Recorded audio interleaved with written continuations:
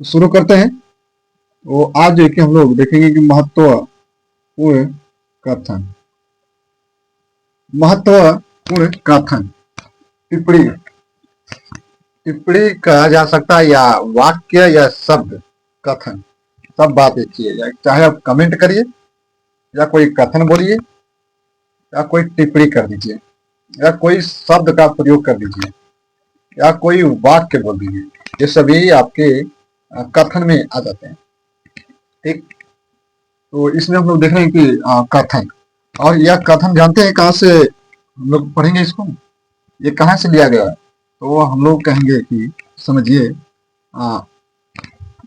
असहयोग आंदोलन, असहयोग आंदोलन गांधी जी के द्वारा जो चलाया जाएगा, असहयोग आंदोलन गांधी जी के द्वारा चलाया जाएगा।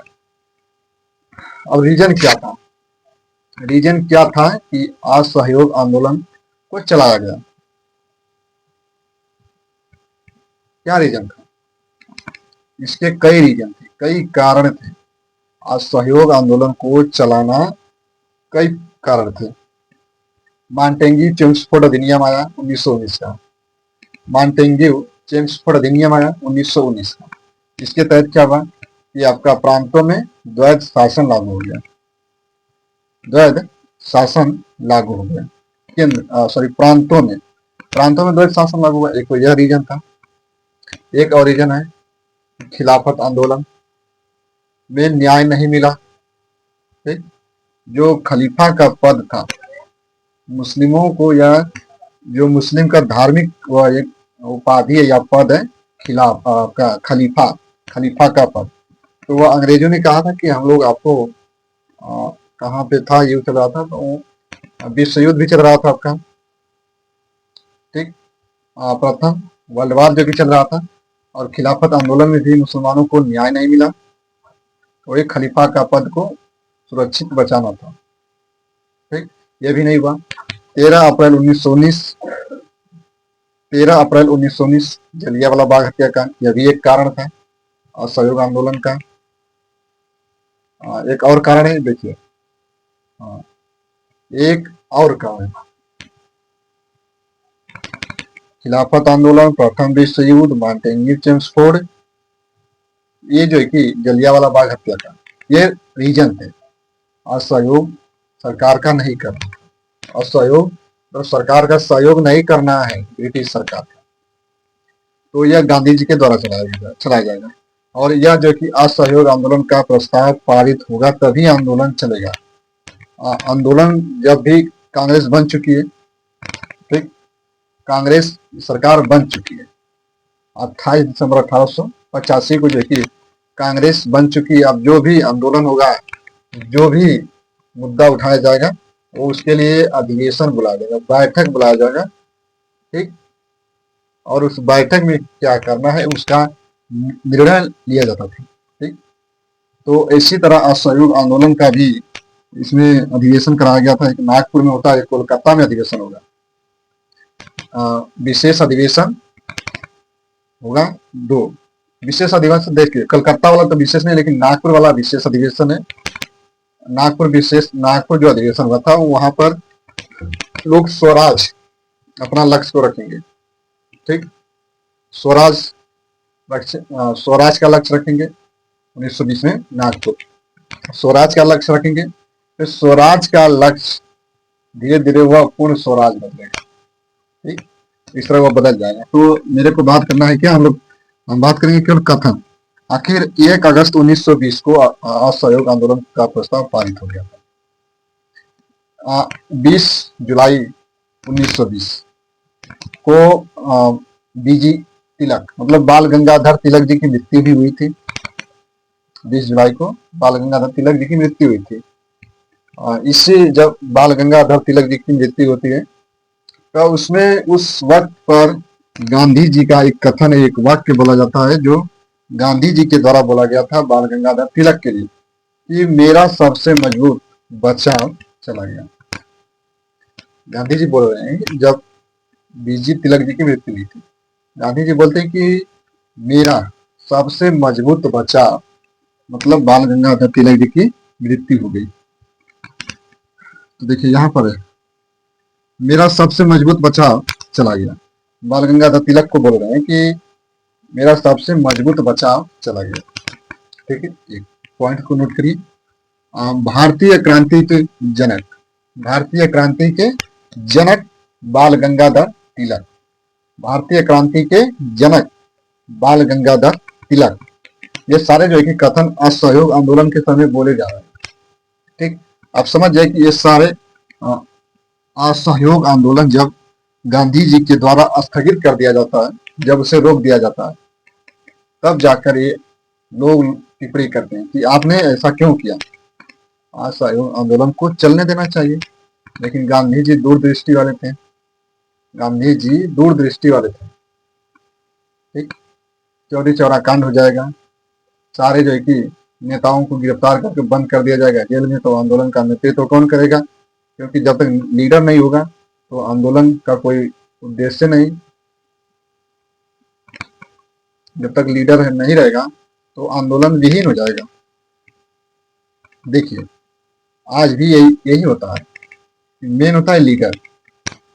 लीडर लोगों को हैंडल करता है, लीडर के माध्यम से ही जो है कि सरकार तक बात पहुंच पाती है। नहीं हो पाता है तो फिर धरना होता है, आंदोलन होता है। ये जो है कि नेता लोग के माध्यम से किया जाता है। तो जब नेता ही नहीं रहेगा तो आंदोलन विहीन हो जाएगा। इसीलिए गांधी जी दूरदृष्टि वाले थे, जब जानते थे कि असहयोग आंदोलन में हमें नेताओं की जरूरत है। जब नेताएं जेल में चले गए तो फिर आंदोलन का नेतृत्व कौन करेगा?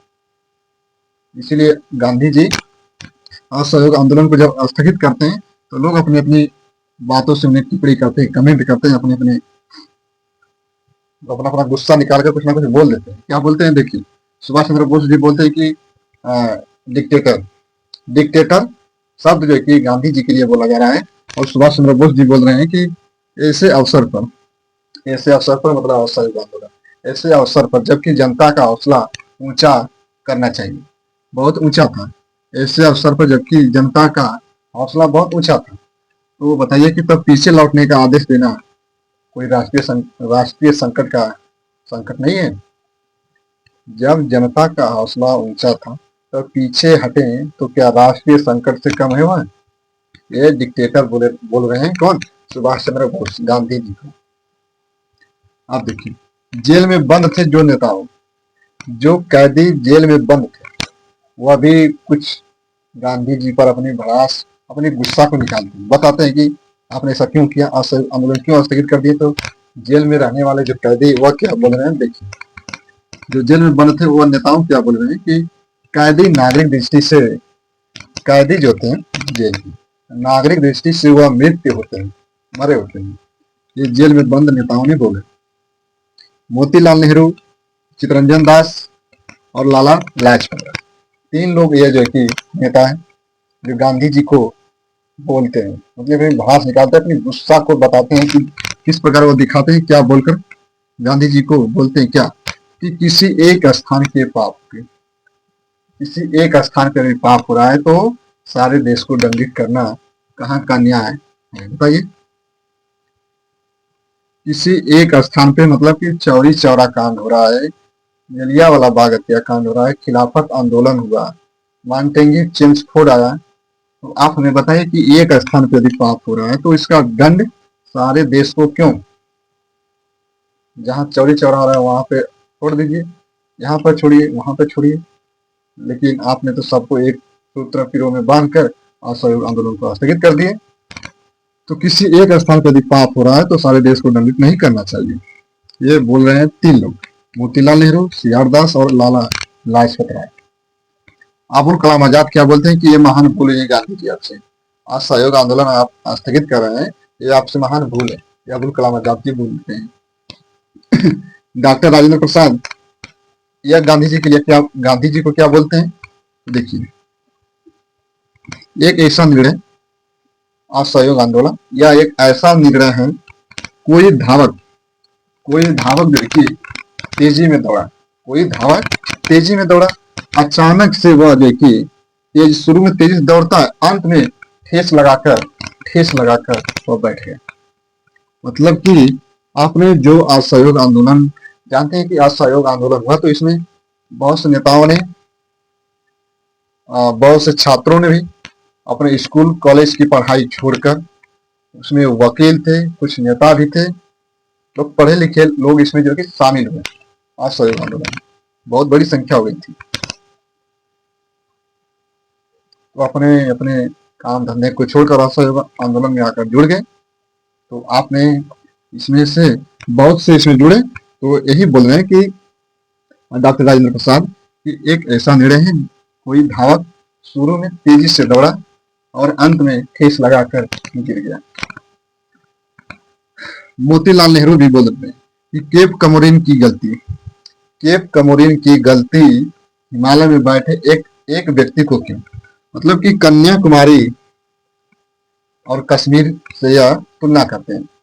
केप कमोरिन जो आपका कन्याकुमारी है, केप कमोरिन का मतलब वही ना है, कन्याकुमारी। केप कमोरिन की गलती की सजा हिमालय में बैठा एक व्यक्ति को क्यों, ठीक। और ये तो मैंने आपको बताया कि मेरा मौजूद सबसे बचा चला गया बाल गंगाधर तिलक, ये तो गांधी जी बोलते हैं। आधुनिक भारत का निर्माता बाल गंगाधर तिलक को ही कहा जाता है, आधुनिक भारत का निर्माता, तो बाल गंगाधर तिलक। और यह वाक्य बोलते हैं गांधी जी। गांधी जी ने कहा कि बाल गंगाधर तिलक जो थे वो आधुनिक भारत के निर्माता थे। और जवाहरलाल नेहरू क्या बोलते हैं कि भारतीय क्रांति के जनक बाल गंगाधर तिलक थे।